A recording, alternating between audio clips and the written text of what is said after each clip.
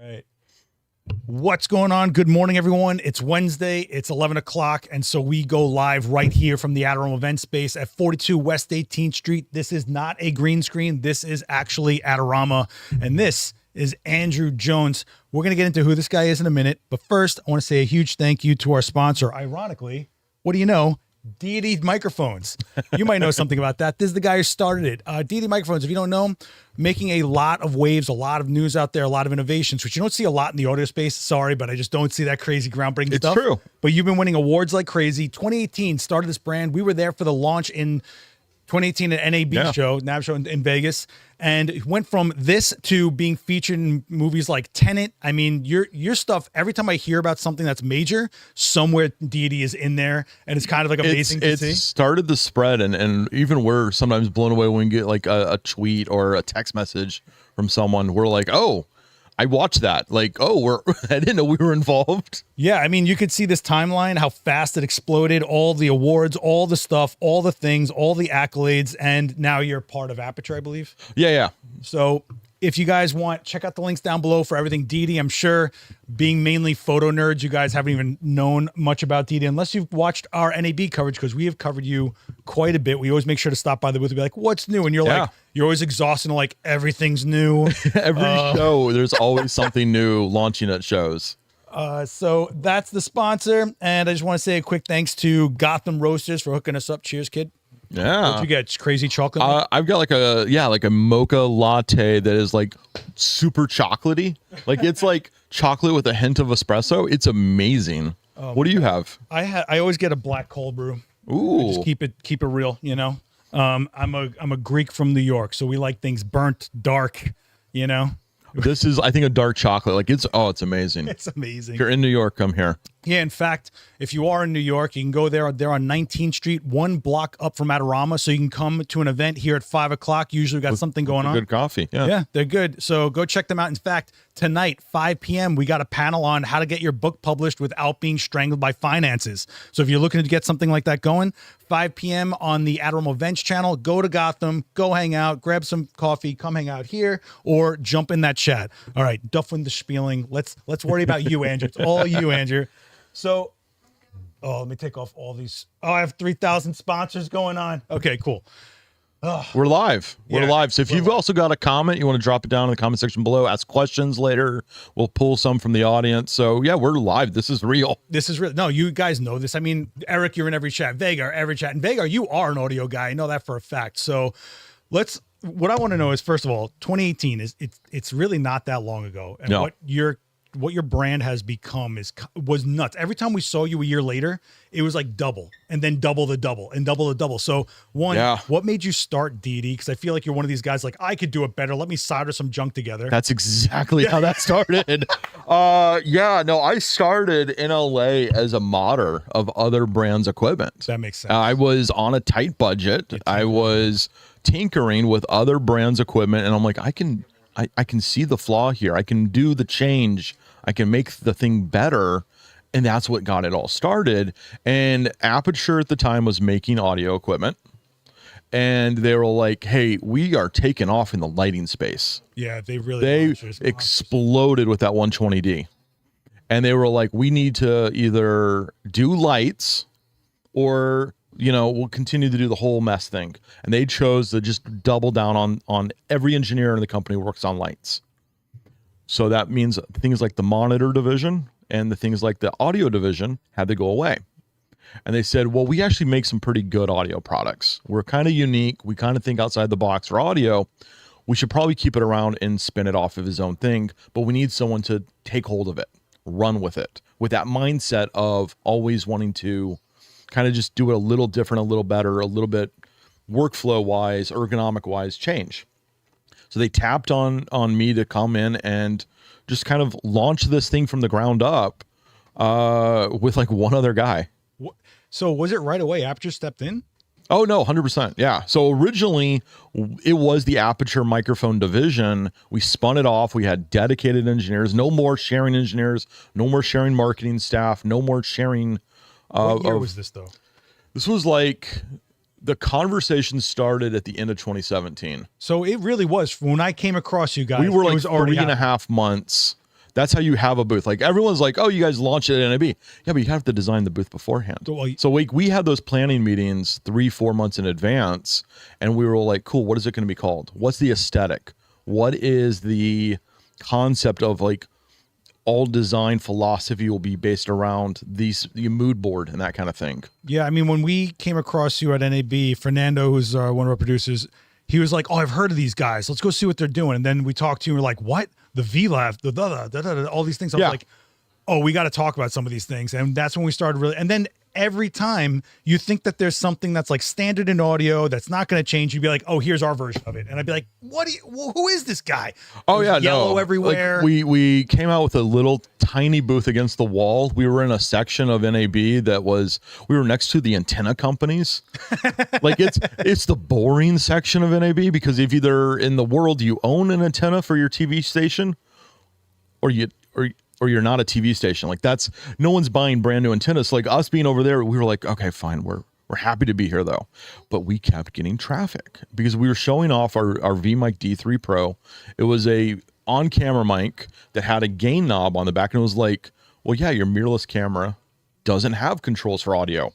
How are you going to control this? Running gun shooters, wedding shooters, videographers who are doing live events, you know, going into a menu and adjusting volume because all of a sudden the DJ got loud sucked. So we developed a quick way, put all the audio controls back on the device.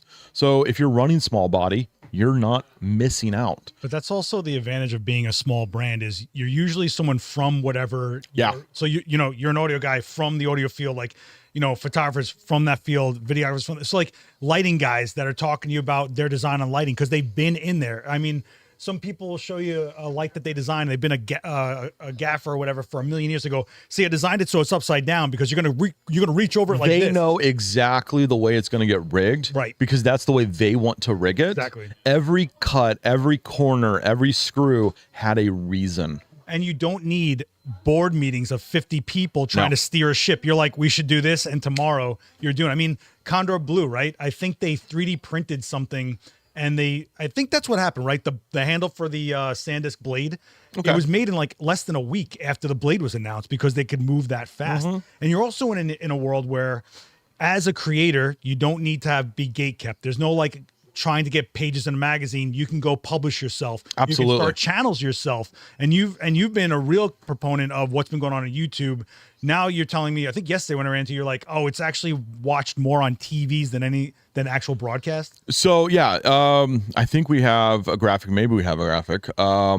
It's nuts. So back in February, the CEO of YouTube came out and said television as the platform device used to watch YouTube is higher than mobile.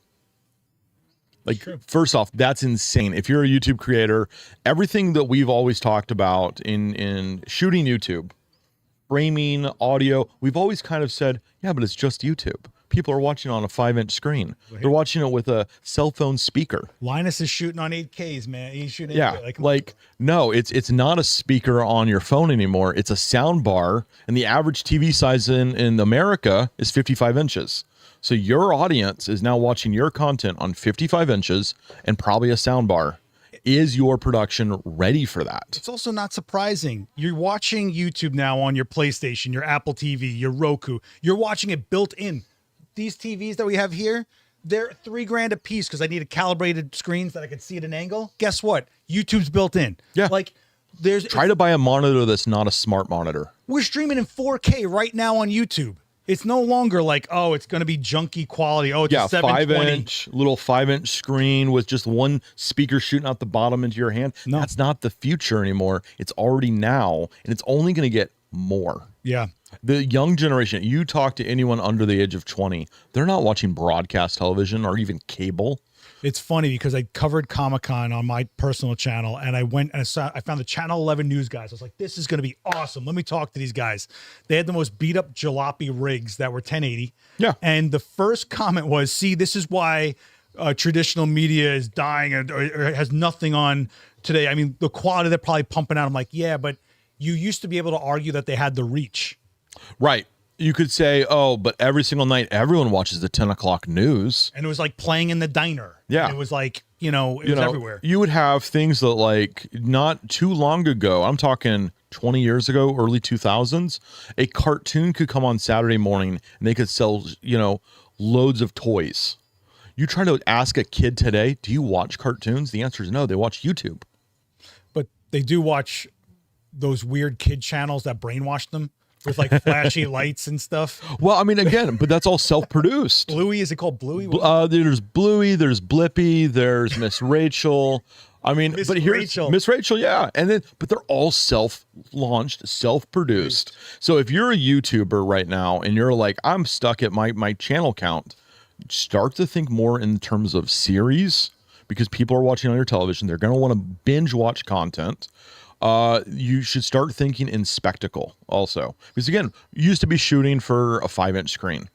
If you're shooting for a 55-inch screen, you can do more beautiful cinematography. Well, the other thing is, I think what people don't realize, when you look at YouTube compared to broadcasting, you're flipping through channels on broadcasting and you're already in the media that you're flipping to. On YouTube, you're looking at an array of album covers and going, yeah, let me click on that one. So Ms. Rachel, for example, did one of those brilliant things I've ever seen.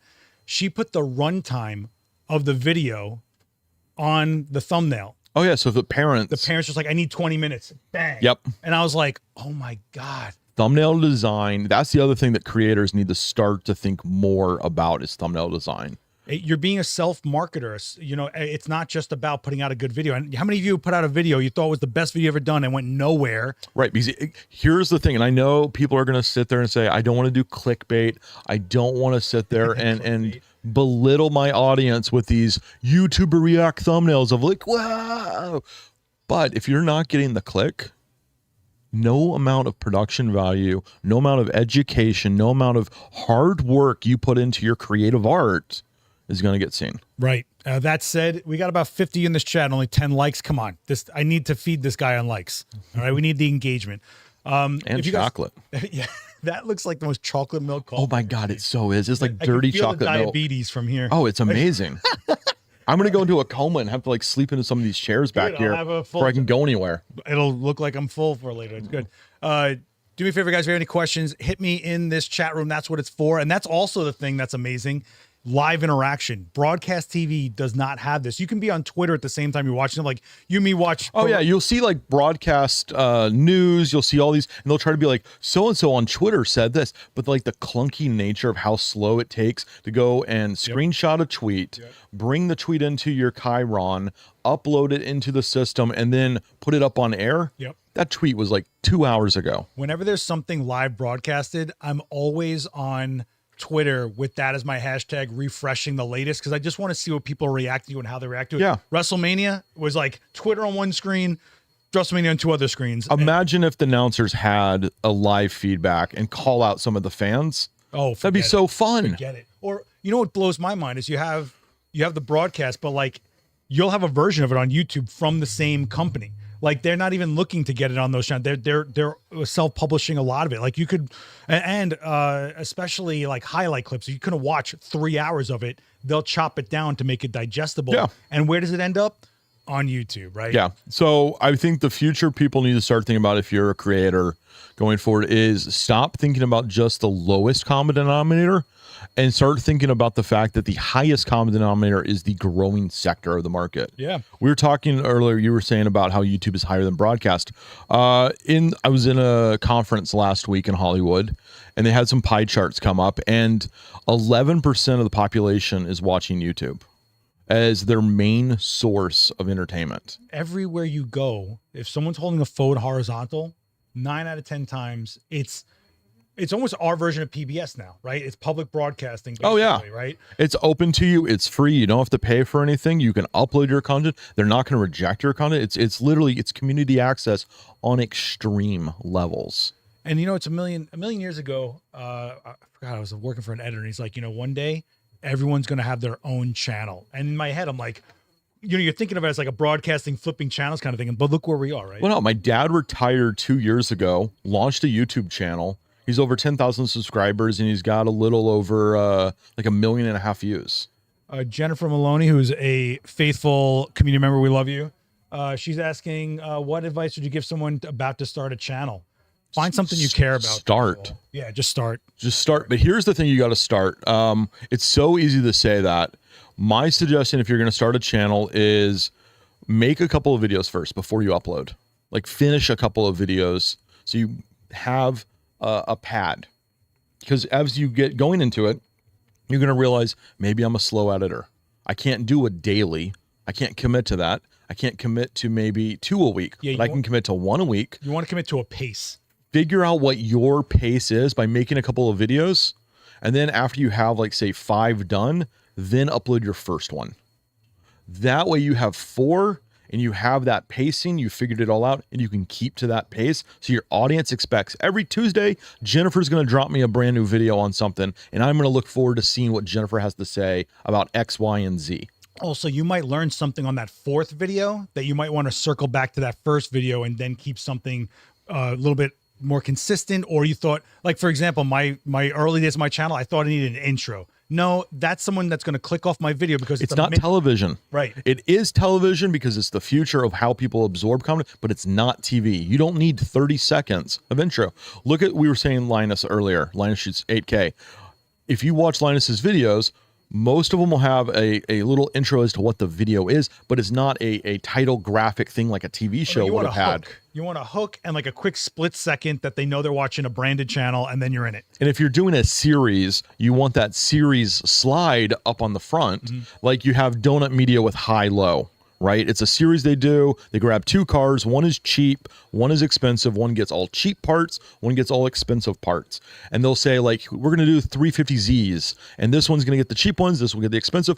Is expensive more better? And they do this series, and once a year, you get a new series of high-low, and it's about 8 episodes, 10 episodes. And they produce this all in like 3 weeks. They shoot it like a reality show, but they release every episode weekly. You can do this kind of content, pre-shoot everything, pre-edit, and then release your show. And if you take off 2 months, it's fine. Yeah. It's not going to ping you that hard. Someone asked right below, though, do the hashtags work? And this is the other thing you need to start worrying about, Jennifer, if you're starting your channel. If YouTube's asking for it, do it. It doesn't hurt you to do your 3 hashtags. No, it doesn't hurt you. And do your tags, do your hashtags, fill out your description, fill out anything they want. If they say, is it for children or no, make sure you toggle all the boxes. Do yourself a favor and just spend a minute researching what SEO is. Yes, YouTube SEO is the future. Your search engine optimization, and don't forget those. Now that we do chapters, and listen, YouTube will always change the way it goes about things, what it prioritizes, what it thinks is important, what it doesn't. You know, sometimes for a while I thought watch time was important, so the longer someone's watching it, rather than how many views or whatever, was more important. However, if you are putting something out there and you don't really think it's going to land, give it a second, watch it. Let someone else watch it. Let them give you feedback. Watch a channel that's similar to yours and go, huh, they're the same topic, but they're going about it this way. Let me read their comments and how people are interacting with it, how it's being absorbed, and start shaping yourself based on that, because there's always an example. You're not the only one doing that video. I'll tell you that right now. But what could help you out is doing coming up with a formula for filming so that it's quicker, more efficient, less frustrating. Formulas are massive. Outlines, you can pre-edit and pre-shoot your whole thing on a piece of paper. Oh, that's what I was going to say. I'm sorry. With the chapters, if you title the chapter what someone would be either asking or the answer to a question, it will come up as the answer on Google. So one of my videos that did crazy was less than 2 minutes, and all it was how to put up a background without stands. And you know what? People were Googling, how can I put up a background without stands? And I got crazy. That was 100% the growth strategy we did for the last 18 months. So we launched our timecode boxes. For anyone who's watching who's a photographer, timecode is how you sync up multiple cameras. If you're a video person, buy timecode from Adorama. But what we did is we launched a new timecode box, and we started to get customer support questions. How do I sync it to this camera? How do we sync it to that camera? And I told my production team, I said, hey guys, we need to shoot 45-second videos. Step by step by step. Go to this menu, that menu, that menu. And I'm talking no frills. We're not doing personality. We're not going to do an intro of like, hey, welcome to my channel. They're not watching you. No. They came because they asked the question, how do I sync the FX6 to a TC1? And that was the title of the video. And it said time code tutorial, and then all the chapters and every single thing, and you're in and out in 45 seconds. We put up like, I think it's like 45 of these videos, because the whole purpose of that video is to answer the question, how do I do this with that? And we show up on search engines, Google, Gemini. We show up as a top rank. If you type in a camera model and the word time code, I can almost guarantee you Deity shows up as the top rank, because we hyper focused on that for 18 months. And just be a resource. Yes. People aren't coming to you. They'll end up on you for the answer they want. They'll stick with you because of the way you deliver it, and they believe they're connecting to you. YouTube is the new search engine. It's owned by Google, homie. Yeah. Like, and don't underestimate how simple something could be that someone's trying to Google really quick. Again, one of the most watched videos I have is how to use a C-stand. I never thought about doing a video on that, but I was bored one day and did it. You're talking to a guy that goes live for an hour, but the 30 seconds they need the answer is what they're there for, not the hour they're hanging out with me. You guys might hang out with me because you want to hang out, right? But that person doesn't know. So there's two types of videos we've always identified as. You have your SEO videos. That's going to grow your audience. Okay. Those are the ones where you are hyper focused on hitting new non-subscribers. That's your SEO content. That's your SEO video. That's your answering the question. That's your discovery. Whatever that needs to be for you and your demographic of topic, that's your SEO topic. Then you have what's called feed the machine. That is it's a dedicated video. Maybe it's not super SEO'd, but it's for the subscribers that have already come to hang out with you. Okay. Those videos are not going to grow your channel. Those videos are the fun that you have that are all personality. They are not out here trying to create new discovery. However, if they're with you and you're feeding that machine, which is those people, they're the ones writing the comments, keeping the engagement high, replying to other people's comments. So when YouTube sees that people are engaging back, prioritize other videos. Right. You know? So there's two types of videos. So when you're creating content, you need to start asking yourself, are you balancing that? If you're saying like, oh, how do I grow my channel? I've been stuck at 1,300 followers for a year. Well, what kind of content are you making? Is it just stuff for your subscribers, or is it stuff that would attract new subscribers? Also, don't forget, you're going to want to find the communities that are part of what you're talking about. Why do you think I go to trade shows, hit those stages? That's a few hundred people every time that add and then engage and grow the engagement. How more likely are you to keep a comment thread going if someone responded to you and then you respond to that response? But go into the comment section and answer people who ask questions. Go in and thank people. If you're still 1,000 sub channel and someone went out of their way to watch your video and it only had a few hundred views and they felt the need to comment, thank them.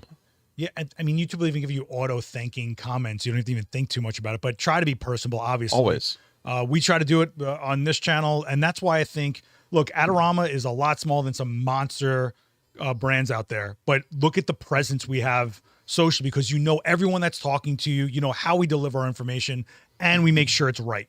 I bring you resources. I brought you. So this would be what you would call a collaboration, which is another way that if you're looking to go out there into the world, there's people, like you said, you're not the first one to do it. There's people before you. Right. If you can collaborate with them, share knowledge, bring what you bring to the table, bring what they bring to the table, you can also grow, share, get better, learn from their experience because you're hanging out with them. Yeah. Some of the best shows out there that I watch on YouTube, and we're talking again back to the future of YouTube is independent TV shows.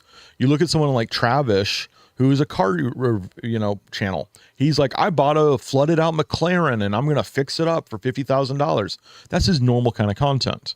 But then he does Car Trek, which is a collaboration between like 5 or 6 other YouTube channels where he brings in these other car people and they essentially recreated Top Gear.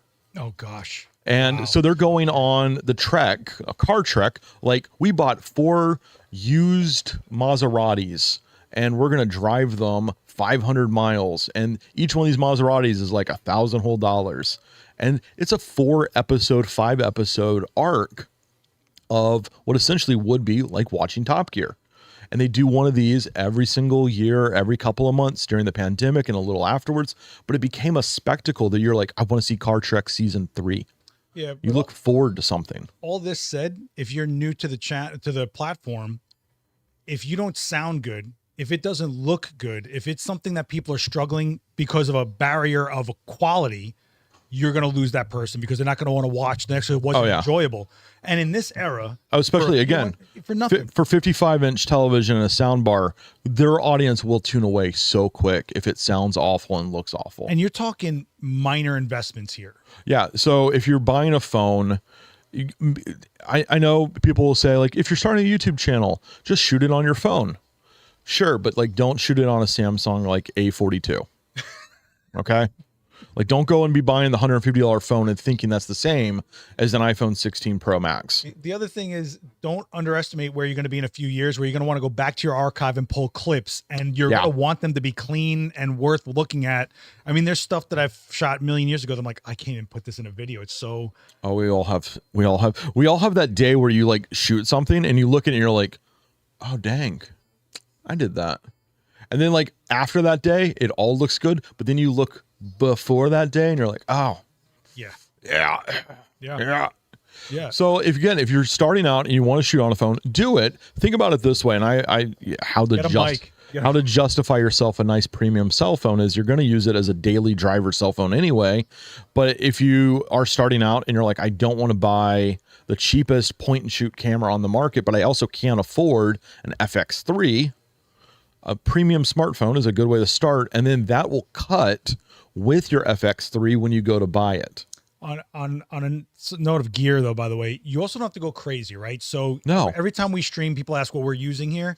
This lens is brand new, under $600, but it's a clean lens. It's a look that I'm looking at. So research what kind of look you're going after, and you'd be surprised how the bokeh on this shot is amazing. Thank you very much. For a $600 lens, this is an amazing shot.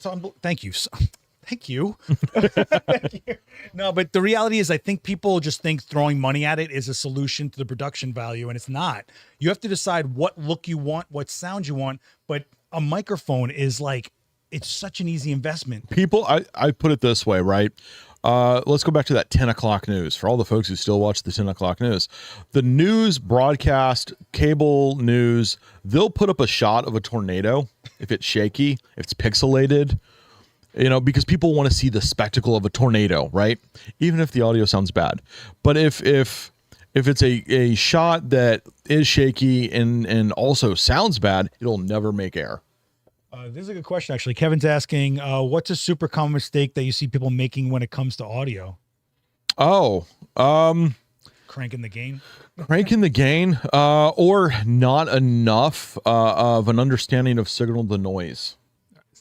So like right now we are using microphones and we're right up on them, right? I'm right in front of mine. You're right in front of yours, but we're in a live room. People are checking out at cashiers. People are scanning barcodes back here, talking and having conversations. The reason why that's not destroying your ears right now is because the microphone's in the right spot, because the gain is set up so that it receives my voice and doesn't pick up a cash register, right? And it's knowing that. So you'll see people who are like, and I don't care if you bought a $300 on-camera mic. If you've got it 6 feet away, it's going to sound like a microphone 6 feet away. It's just like a $3,000 lens looking like junk if you're not using it for the right application either. Yeah. Right? So if at the end of the day, most people would probably be best served if they bought something like the Deity PR2 with a free lavalier. You clip it right here. You're only having to go from your mouth to here. And the audio you can figure out real quick. Am I too loud, too high? And it's 32-bit float, which means you can kind of fix it in post. It's like the raw version of audio and not the JPEG version of audio, right? Yeah. And that's probably the best thing you could do right now, because unless you want to set up a boom, unless you have the infrastructure of setting up all this stands and equipment, or you want to mess with wireless, which your cheaper wireless have like this tinny sound to them often because it's all being done through Bluetooth. A standalone pocket recorder on your body is probably just like the easiest. I can get started, hit record, and be done. Yeah, and there's a lot of kits out there that are easy. A lot of Wi-Fi labs. Yeah. That's like the exploding everywhere. Yeah, so you can get started with that. There's nothing wrong with those. I still say, putting a big box here is a little on the distraction side, but clipping a lav, like that's the other thing that people ask, like, how do I get good audio?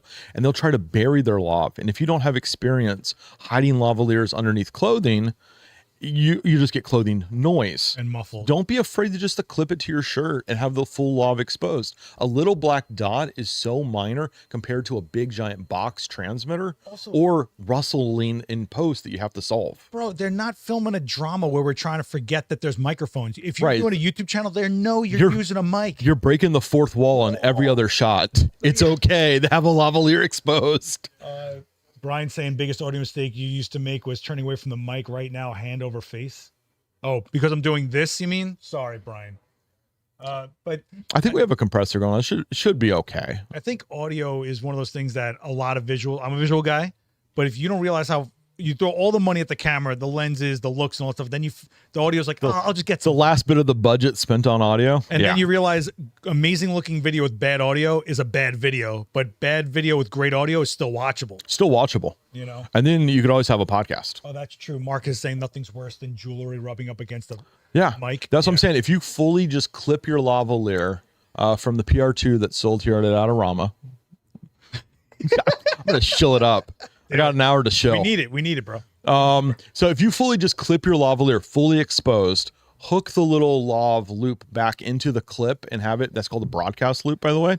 Just fully clip it. You're not going to get clothing rustle. It's sitting in like a little away from the clothing. Do you guys have a lav video, like how to rig a lav? Oh God, I got so many. I have so many videos. So go over to our YouTube channel. Maybe we'll talk to you about getting on our cinema channel. The new Adorama cinema channel, by the way, guys, does have audio tutorials on there. You guys can check that out. That channel, by the way, a couple months old, over 20K already. We're very That's happy. Fantastic. We're happy you guys are really into it.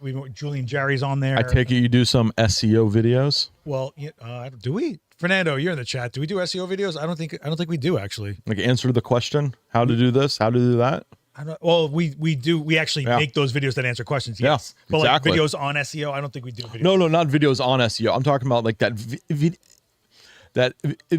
SEO video that you would make that like grows that discovery, answers those questions. Yeah. Fernando's a psycho about SEO. He's like, what should we title this? I'm like, this is the brand new Fujifilm. Nope, it is. How would I get this type of headshot with this thing? I'm like, oh, okay. Oh yeah. So the other thing with the SEO, and we're talking about growing the channel versus feeding the subscriber base, those wacky titles that people do, like I'm sorry, and it has no other description. But you'll click on it to find out why they're sorry. That's for your subscribers. That's not going to grow you. That video is only going to get watched by your subscribers. And I can guarantee you go to your analytics and you see your little pie chart, followers versus unfollowers. And who's watching that? It's only your followers. No one randomly cares why you're, quote, sorry. It's just not going to show up in search. Beyond this whole YouTube channel, like when you started Deity, before Aperture stepped in, where did you think you were going to go with it? What made you go, let me do this? What was the trigger that got pulled? Because that's a massive decision.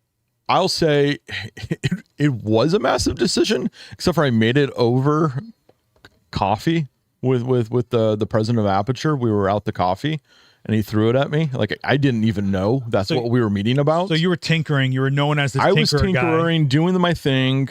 I go to have coffee with Ted and we're having like muffins and the coffee. And he's like, so you wanna? And it was like this Willy Wonka. Yeah. Ted's hilarious. I love Ted, man. I'm trying to get him on here. It's like this Willy Wonka moment of like, well, of course you want the keys to the chocolate factory. Like who's going to say no to that? And that's kind of what my dream was. I just got offered to make all the toys and all the tinkering items I've ever wanted. Yeah. And I know I'm not alone. I get to make people happy knowing that they're being listened to. Like we go to our community, we're known for doing so many surveys a year, trying to figure out what the community has problems with their workflow, with their equipment, how they use it. And then we say to ourselves, how do we think we can do better at making them happy? Yeah, and fixing their problems. All these awards you win every trade show for something you put out. It just, I mean, Fernando, go to these shows and be like, audio. There's what do they put out? Another microphone. Like, there's nothing ever like innovative. You've always seemed to have found a way to throw a twist to fix something that has been annoying to everyone, but no one's done anything about it. Yeah, in 7 years, 6 years, I don't know how calendars work. Do you count the year 1, year 0? Like, I don't know how it works. Yeah. Year 0 is a year. Yeah. We've been nominated, I think, 12 or 14 times. Amazing. For product of the year at different events and organizations, and we've won 5 different massive awards. Look at this. 2018, you launch Cinegear Product of the Year 2018. Yeah, 19, PV Product of the Year. YouTube. Premium Beat loves our YouTube channel. Within the first year of launching it, we get #1 YouTube channel for filmmakers. 100,000 on Facebook. Yeah, within a year. And that's a Facebook group that's constantly conversing and Yeah. so much. You go worldwide. The YouTube milestone, you get 50,000. Wired magazine calling you out, which is huge. In 3 years, yeah, we were considered the road alternative by Wired. There's brands that never get acknowledged by publications like this. You got licensing, and then you got Product of the Year 2021, Best in Show 2021, Product of the Year 2022. I mean, you're just like crush. Yeah. I mean, this is what nuts. And like when we first came across you, we right away, when you hear the way he's talking about it, and you realize you're talking to the guy that physically probably soldered this together, you're like, I'm in. You're not talking to a brand rep that's 14 people below wherever the decisions were made. You're talking to a guy that could literally hear a comment and go, actually, that's a good idea. Maybe I'll try that out. Oh, yeah, no, all the time in our user group on Facebook, people are like, can you add this to the firmware? And I'll look at it and going, damn, I wish I thought of that. That's really good. Let's go talk to the firmware folks real fast. You mean like my delay idea that you won't listen to anymore? You won't listen to my delay idea? It's all right. I still got to talk to your Amaranth people about it. It's virtual cables. Green Sound virtual Audio. Cables are no, good. I don't want to use virtual cables. Virtual cables. Green Sound Audio is asking, will Deity ever make a bag mixer? Is that something you want? Is that something you want? This is the guy. This is the guy. Is there something on the horizon that they're fishing for? What? Is there something going on? I have no idea. Where did let me ask you, where did the yellow come from? Because that is quite a color to choose. Okay, pull up Google real fast. Yeah. And before we cut to the can the fans see Google real fast? Yeah, well, I'll get there. Just yeah. Pull up and then type in German subway. Okay. I know. Hang on. Do filler. Or Berlin subway. German subway, Berlin subway, something like that. I can't remember. Images. Kinda, but not that. It's like a really good photo that like just inspired us. Yeah, it was something like that. Yeah. It's like, type in Berlin subway. Like we come up and all of a sudden it's make sure our safe filter's on. So we're live. Everything. Yeah, let me get off of this. So typing in Berlin, anything can come up. That's why I asked. Yeah, that photo right there in the upper right hand corner. There's like so many. This yellow on this subway is so punchy and so like you see it and you just immediately know what's going on. That like that feeling of these bright yellow problem solvers for the city of Berlin is what drove us to do the yellow. Fair. I said, man, what a name. First of all, Deity. And Yeah. then you get, what was funny was, no disrespect, but you gave us these shirts that said Deity on the chest. And I'm like, I don't want to walk around having saying I'm a deity or something. Like what that is I was like, I don't know if this brand's got the right branding. And then a year later, like guys are crushing it. So I was like, I was wrong. No, it's been a blessing to be able to do this, to be able to interact with the folks that we've been able to work with, collaborate with. We, like I said, I get messaged all the time like, oh, I just used you on this show. And then all of a sudden I find myself watching this show going, oh my gosh, this is amazing. I never would have, one of it was, it's on History Channel and it was like the Toys That Made America or something like that. Oh, the Toys That Made Us? Not the Toys That Made Us. It's the History Channel version of that, right? Oh, so the Wish.com version of the Toys That Made Us? The Timu version? It's fine. Oh, that's awesome. But I got hooked. I got hooked, and then I found out they also did one called The Food That Made America, which, if you're wondering, it's fats. Well, If you're just wondering, everything about that show can be summed up by the word sugar. well, you know what's funny is like with microphones, especially ones you wear, you always want it to be low key. So I was like, yellow, I don't know. And then slowly but surely, every time we went on a press event, we started seeing yellow receivers and transmitters. Stuff. I was like, oh Yeah. my God, they're everywhere. And some of that is purpose driven. So we originally launched our video mic series with black cables. And we noticed that another brand out there had red cables. And then we noticed all the knockoffs out there were using also red cables. Yeah. And we're kind of like, what the dumbest thing possible for a knockoff to do? Or even just another brand making a knockoff of the cables that are red. And we're going to keep it vague because I don't want to bash.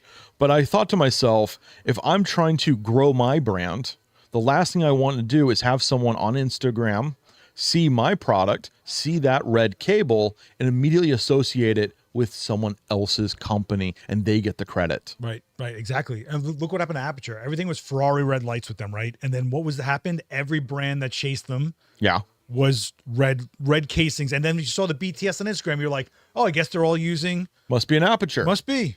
So if you're out there, we came out with the yellow cable so that on Instagram you knew it was us.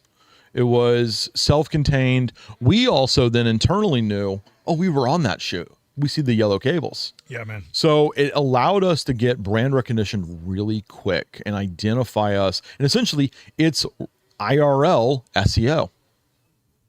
Yeah, it's true. And you're seeing a lot of people like Condor blows the blue cables and all Right. that kind of stuff. So it's totally a thing. It's just funny how quick. And I think you've kind of done something if other brands are copying your color schemes and going, we're trying to make people believe we're you when they. So you go, Oh yeah. So someone comes into a store and sees what they think is a brand, but it just looks like the brand. They go, that must be it. That must be what I saw there. Right. So they buy the I don't want to say knockoff, but No. So the thing is, like, what I'm saying by this is, like, if you were at an event and you saw an on-camera mic with a red cable, it could be from a other competitor that could be more innovative. I don't know. Right. But you saw a red cable, you immediately would go into Adorama the next morning and say, oh, I saw that at the Met Gala. See, it was last night. It's topical. That's how you know we're live. topical. I go into Adorama, I buy the thing that has the red cable, and it's from a different brand. And we were like, no, we don't want that. We don't want to give credit to other people. We want to own our own audience. Have you seen anyone using your stuff out there in BTS and then reached out to them because you've liked what they've been producing? Have you ever done something like that? Has it been like a reverse kind of thing? Yeah. We've done some stuff to, like, we get messaged all the time. If you go to our website, we have a user showcase full of TV shows, movies, everything that we know about. And that's the thing is, we don't know about everything. You should. We know we're being used on so many things. Because if you go over to something like Adorama rental, you rent it, go do it, and then return it. We don't know if our slate was used on that production, but it went out. Right. So there's so many things out there that we're just unaware of. But we've done some stuff where we're like, we'll see one or two and I'll thank them. Yeah. That kind of deal. Usually, like, people who are already in the system, they know they're like, we don't need anything else. But that we already got it. I think just reaching out and saying thanks is a huge bridge. I mean, I don't think people underestimate what it's like to have like a company that you literally know the company that you're using, you believe in, you're trusting your production with, which is your life technically. Oh, I know. That's the most humbling about all this is the fact that we'll get told, oh, we were used on this. Like this last year, we were used on a show called a movie called Nickel Boys, nominated for Oscar Best Picture. Wow. And I'm like, what? And then we found out they switched to our time code halfway through the production. Wow. So they took a risk in the middle of shooting the movie to say the stuff we're using is fine, but we think we can do better. They switched to our time code boxes. Post-production has 0 complaints, and they get nominated for Best Picture. That's amazing. I mean, not that I think our time code had anything to do with it, but it was like the risk they took for us. Humbling. A lot of like, responsibility. oh my gosh. It's so much responsibility, you know? Yeah. But you come from it, so you understand that. You're not just like a corporate brand. That's what's so great about it. I love this era for that reason. You know what I mean? But and that's how brands should be. I mean, look at Red. They're like shot on Red, and they show you everything. They're proud of their stuff. That's what they should be. Why? So there's a software we use in stills called Capture One. Okay. And everything monstrously huge has been shot through Capture One. At trade shows, you don't see anything about it. And so you get all these civilians that go like, what is this little company? What is this little software? Like, oh, like, do you understand? Like everything you've seen has been shot through this, but they don't flex it. I'm like, you guys have to change this. You have to figure out all the Vogue stuff that was shot, all the everything, the fashion industry. So, and I think that's what people take as vouching. You know, if they're trusting it, I've got to be able to trust it, right? Yeah, and I mean, like I said, it's always bizarre to us, like when we see stuff that just show up and we had no expectation of that, the heights. When you said when we launched this company, like what did we expect out of it? And to be fair, I mean, I was a audio person. I did Hallmark movies. I did Lifetime movies. I didn't get to do studio pictures. I never did network television beyond a couple of like cable, reality shows. So like when I see all this stuff, like it blows my mind, and truly just kind of makes me go, cool. I'm glad I'm making a difference and helping people with their career. Yeah. And it's crazy when I get these kids in the classes that complain about the gear. And I'm like, do you have any idea what's in your backpack? Took me 7 Pelican cases. I am shocked by the live stream setup world that has changed. I remember we used to do this cheerleading competitions. Okay. 15 years ago. They had dedicated encoder computers you would have to buy. They were $10,000. And you would buy it with their software to encode a live stream to a CDN. You just grab a phone. It can do it on board in your phone on a little tiny ARM chip that's running at 10 watts. Bro, we're doing this in 4K right now. Probably commodity hardware, right? I built that PC to handle 4K. Yeah. It looked like open heart surgery in here when I was building that PC because it was, I'm not going to go into it, but. What graphics card? Got a 4070 Ti in there. That's a gaming card. They're always That's what I'm saying. cards. No, what I'm saying is like you're not having to use an enterprise. No. Like Titan. Right. You're not having to use a Quattro. Right. 15 years ago, you would have had to use some kind of enterprise hardware. Well, streaming is more about the CPU than anything. And the most expensive CPU a civilian on consumer market, you're talking about $600 maybe. Yeah. Like, I know that's still $600, but if you think about what you're doing, you're broadcasting to the world. If they find it, if you have the audience, you're doing this. Like, it's just anyone in the world can watch your content. It's crazy. In a second. And that's the day and age of reach. Like I remember, I went through college 20 years ago and we were reading, books like Rebel Without a Crew. And the idea of like, you could self-distribute your own movie. Yeah.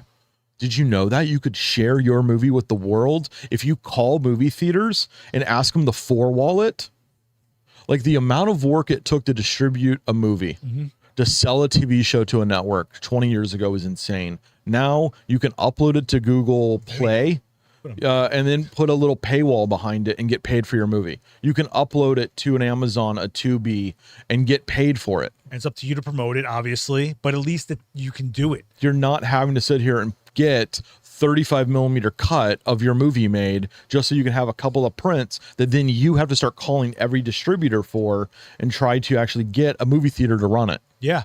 And you'd be surprised. It's not how many views, but the right views. So you get the right producer to find you and go, we got this script. We have another one. Yeah. It's so crazy what we're at. And really, you guys have heard me say this a lot. You create your own opportunities. It's really not about how much money you throw at it. It's about how you go about it and making better decisions about your equipment. So you're not regretting what you got. You're able to use it. It's not frustrating using what you got, right? I think that's what a lot of people get stuck as people come here and drop like tons of cash. They overbuy. And they get frustrated. That are not ready for. Or they buy top end and they go, well, why isn't it doing this? Like, no, you don't understand it. It is amazing. It's just you were expecting it to be like doing everything for you, but it's pro level. So it's the tool. It's not automated. Right. It takes experience to do some of this stuff. And back to Jennifer's comment, when to start a YouTube channel? Start now. Yeah, just do it. Because you're gonna get that experience. You're gonna be able to work your way into there. So maybe the first camera you buy is not amazing. Maybe it's a DJI Pocket 3 at Adorama on their website. I can chill all day. I love it. I love it because it's like that classic podcast transition to where all of a sudden we're going to be talking about trimmers for our beards. Well, I thought we were going to talk about pro wrestling this whole time. After yesterday, I was like, oh, we're just going to talk about pro wrestling. We burnt out on it yesterday. Yeah, we totally talked too much about it. Yeah. I was like, but look at WrestleMania was fun. Yeah, but look at the production value they're doing alone. Like with what, when we watched it growing up, it was like, oh, it was a tiny little arena. It was Vaseline. Dark. Yeah, it was dark. It was dark. No I don't think LED people lights. realize how bright TV shows are now. Well, now just the LED walls that they're putting graphics on are illuminating half the crowd. Or like even new arenas, there's no more dark seating. Everything is like something like amazing. I saw this amazing Instagram reel talking about how sports photography has changed in the last 40 years. Oh, it's crazy. And it has to do with the fact that, one, people used to smoke in arenas. So you had this haze. Yep. So the blue light Raging haze. Bull look. The Raging the Raging Bull look. And that was a classic. You would shoot NBA and you would have that Raging Bull look. Now it's too clean. So they're having to do light separation to make sure you pop from the background. And you see this even in broadcasts like WWE. It's wrestling. Okay, we all know what wrestling is. We're not going to get into that today. But the way they shoot it now with high-speed cameras, full-frame sensors, cinematic, they're trying to cut these promos now that look amazing. And the camera movements, they're scripting the movement of the camera with impacts. Right. So it's not just we're going to go put two guys on the turnbuckles with shoulder mount cameras and one up in the roof. Right. It's now there's a drone, there's a jib, there's a dolly camera moving a guy in a steady cam. And it's insane, the production value. And this is just, again, just wrestling. And the frame rates, right? They can slow it down and give you a slow-mo of it. That's added content, basically. Then they cut it for social, which is another thing. And that's the other thing you need to think about with all your content. If you're starting a YouTube channel and you're making your new stuff, if you're a current content producer out there and you're making content, think about how you're promoting it on social. Are you cutting clips? Are you taking the best segments? Are you creating teasers? Are you sharing that across your platform and letting people know the new thing exists? Or all you're doing are passively waiting for the YouTube algorithm to share it out there for you? Marcus jokingly saying it sounds like a Tekken match. You know, that's a joke, but if you think about it, what's the number one thing being streamed right now? Video games. And how big is your stream camera most of the time? It's this big usually. It's you in the corner. Right? It's you in the corner, right? So it's really the content itself. You have to really believe in what you're putting out there, and you have to really think, would I watch this? Yeah, I mean, if you wouldn't watch it, do you expect other people to watch it? Oh, David Bergman's in the chat. Neil Leifer's iconic Ollie Liston photo can't be repeated because of all the smoke in the arena. Didn't you do a video about that, David? I think you did, right? But that's one of the things. Also, there's shots in boxing that can't be recreated because they did dead in the center overhead cameras. You can't get over dead center anymore. No? Yeah, because of the way the screens are set up and all this other stuff.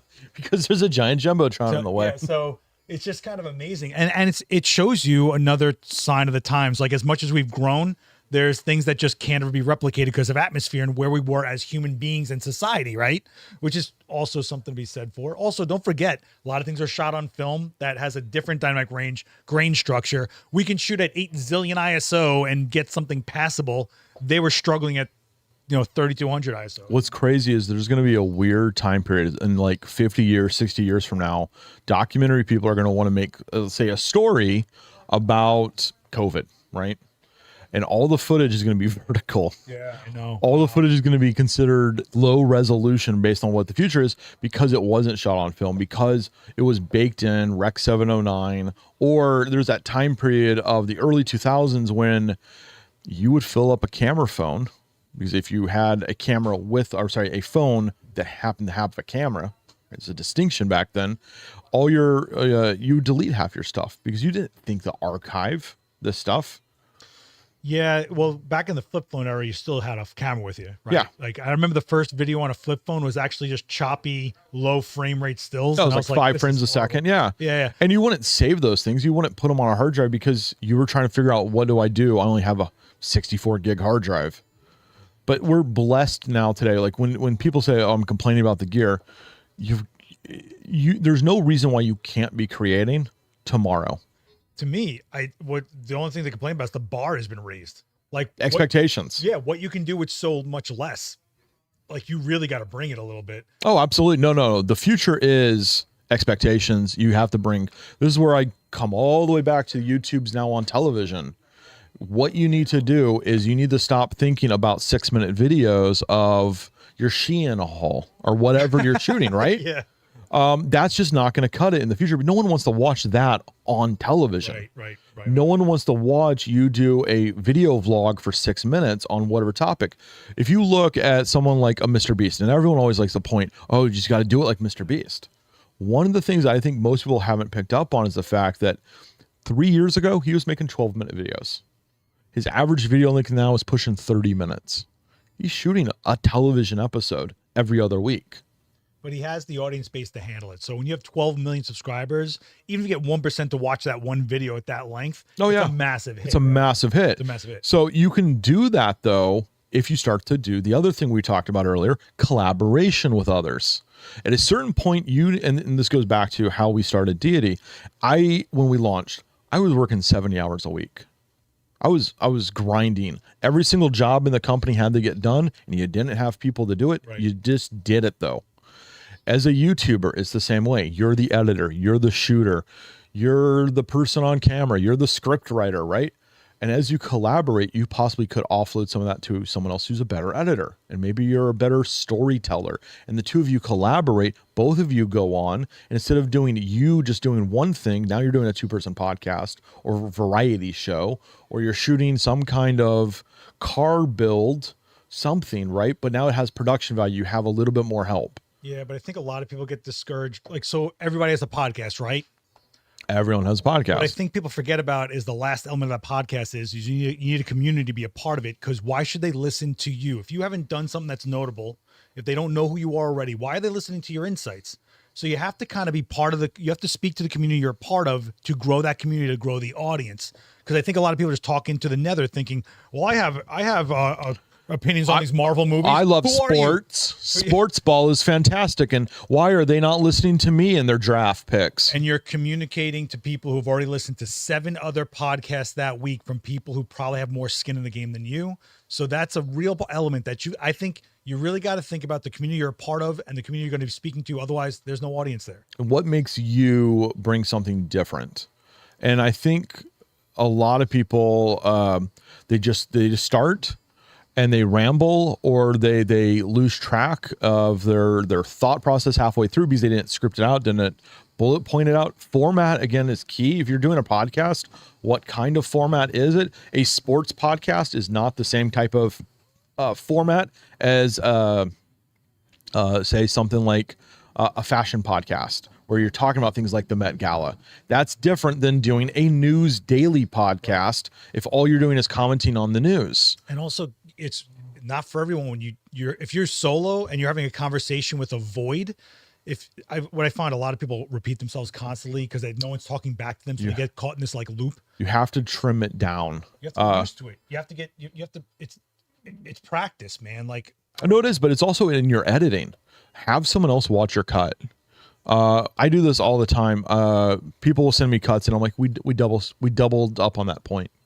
We repeated ourselves here. Or that's a callback to 4 minutes earlier. It's not actually all that needed. Let's trim it for time. Cut the fat, basically. If it's not live, you're going to want to be able to cut down and trim down the fat, really, basically. Absolutely. And I think sometimes we're also too close to it. This is where, again, that goes back to collaboration. Yeah. You've watched it 5 times and you're like, it's perfect. Have somebody who's never watched it watch it and tell you it's perfect. Yeah. They're not going to. Or someone that doesn't know you personally is always a good one. Because then that's how the people that are discovering you are going to basically understand who you are, is by someone who doesn't know who you are, how you are, or you manage. Like, people come to my class and think I'm just angry. No, I'm just from Brooklyn and I get loud. Everyone is always like, the director's cut is the best cut of the movie. No, it's not. There's a reason why they cut a lot of that stuff so that it's actually palatable by the mainstream public. Directors are artists. And at the end of the day, their cuts are going to be 18 minutes to an hour too long sometimes. And if you cut away all that fat, you end up like there's whole scenes in Star Wars, whole plots in the movie Star Wars that were shot in the director's cut for Lucas. But if you watched it now, you'd be like, this kind of drags. This is slow. If someone's talking to you and they're going on tangents and they're not concise, you lose how connected you are to whatever they're trying to say or whatever they're trying to relay. It's the same kind of thing. Everything's a language. We're constantly communicating, and that's exactly what this is. I did want to ask you, 'cause I can't believe it's like we're an hour in. I just wanted to ask Are we? Yeah. Holy cow. See, that's how you do a podcast. Where did Deity come from as a name? Why Deity? It came from the model name of an Aperture shotgun microphone called the Aperture Deity Shotgun. Okay. Very creative. And funny enough, on it was a little like dragon cat on the actual microphone that was the Deity. Okay. So one of the things we did is we removed the dragon cat, and we were like, that's cool, but like, that's weird. But we kept the name Deity because we were like, it's a pretty good name. We kind of like it. And why not? I mean, the initial concept of that microphone was, it was practically like a bulletproof microphone. Mm-hmm. The first shotgun that we launched was water resistant. You could drive over it with your car, which we have videos. I froze it in a block of ice. What? And it still worked. And it's one of those things that like, the thing was just like this bulletproof microphone. Why not Deity? Robert Z. Deity shotgun sounds like the name of a weapon from Doom or Duke Nukem. 100%. I mean, Doom Dark Ages is almost coming out. I'm very excited. I don't know if you're a game guy, but I understand a little bit of it. I'm a Mac user, so like games, I'm waiting for Bejeweled 3. Yeah, but as a sound guy, you have to appreciate the sound that came out of Doom. I'll say this: what has Gordon? impressed me with the first-person shooters is now the tracking. So you can hear footsteps to your left and right in Call of Duty now in PUBG and be like, oh no, I know they're in the next room over. And it sounds like they're the next room over. Sound design in games is a whole nother beast that is just an art form in itself. The lighting in gaming and the sound design in gaming are like the last barrier for you to really get sucked into it. Yeah. I mean, forget about it. It's amazing what's been achieved, and the immersive feeling of like, if you're wearing good headphones, that's a competitive advantage. It goes back to people will love good audio. You can be low polygon, run your game at all low settings. But if that audio is just like that immersive, people will stick around and play. Yeah. Yeah, I know Mick Gordon's not working on the new Doom game. There's a lot of drama on that. Crazy videos out on that on YouTube. You guys can do some SEO searching on that. Man, Andrew, it's been I'm really glad you came through, man. Don't forget, you can keep up with him on social over there, but check out the Deity website for the full story, everything they're doing, and their forums, right? If you're looking to give some feedback, I know Vagar's in this chat. I know you're always giving you audio feedback, and that's also a pun. Get it? All right. You go check out Deity on their website, and their Facebook group, I think, is where Facebook groups. Yeah, we got 2 Facebook groups for our wireless users and for everyone else. Wireless is a beast. If you guys are in New York, 5 o'clock today, there will be a panel on getting your book published. If you're a photographer, you're trying to get your photo book published and not be strangled by finances, that will be today at 5 p.m. If you can't make it in person, Adorama Events is the live channel. I'll see you over there at 5 o'clock. But Andrew, it's always a pleasure, man. Always good to see you, man. And we will see you guys down those comments. There are CWC podcasts booked for every week going forward. Make sure you stick with us, 11 o'clock a.m. Eastern time, Wednesdays. And there's also 51 other episodes of this. Go check them out. Guys, I hope you have a great rest of the week. We will see you on the next one. Later, guys. Bye.